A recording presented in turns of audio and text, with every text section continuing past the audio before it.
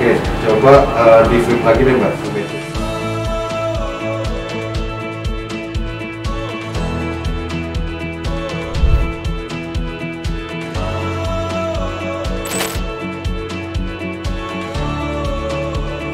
Jenis-jenis hutang yang sehat itu seperti apa? Jadi yang sebelah kiri itu adalah hutang atau kredit yang produktif. Jadi teman-teman bisa lihat ada untuk modal kerja atau berbisnis, ada untuk investasi, misalnya di properti, emas, ada produk investasi reksadana, dan lain-lain.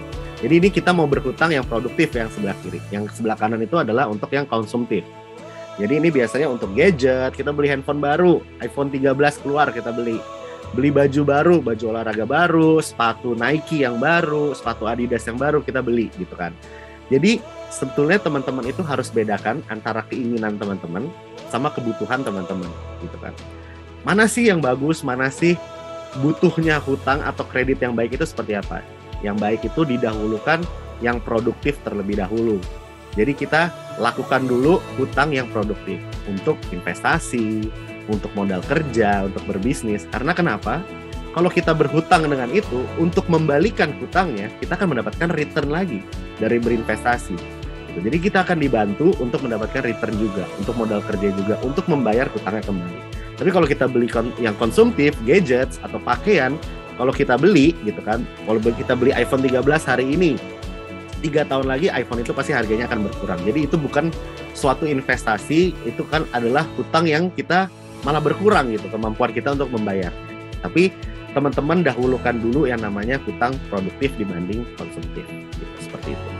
Tips memulai usaha itu niat dulu sih, niatnya dulu. Kalau misalnya alasannya, aduh aku nggak punya modal nih, kaki kalian pun udah itu modal gitu loh. Punya kaki pun udah modal, punya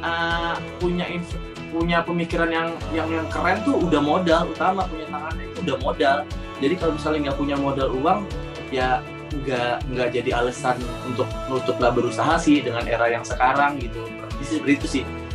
Apa yang kalian tahu, apa yang kalian bisa, apa yang kalian nikmatin, sesuaikan dengan itu. Jadi usahanya itu. Misalnya contoh misalnya aku main bola, aku akan berpikir mungkin 3-4 kali untuk aku jualan onderdil bengkel, karena aku nggak tahu onderdil bengkel tuh pasarnya di mana, terus itu harganya nggak tahu. Jadi sesuaikan dengan apa yang kita bisa gitu loh, apa yang kita inginin.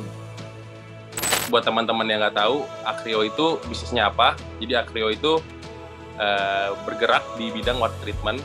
Water treatment itu apa? Jadi misalnya seperti contoh rumah atau hotel, kualitas airnya nggak baik. Nah di situ kita menyediakan produk dan juga jasa supaya airnya layak di lab nasional. Jadi kan gue juga mantan mahasiswa nih, udah 3-4 tahun lalu. Nah gue tau lah kalau misalnya mahasiswa itu mikir gimana sih caranya gue bisa make money secepat itu gitu. Dan kalau dari gue, berdasarkan pengalaman gue ya, kalau lu mau jadi entrepreneur, lu tuh jangan kejar duit, tapi lu bikin sesuatu yang bisa memberikan value ke society. Nah setelah lu bisa deliver value dari brand lu, uang itu pasti datang sendiri. Terus tips kedua, kalau kalian punya ide itu nggak akan datang utuh dan langsung lengkap gitu loh.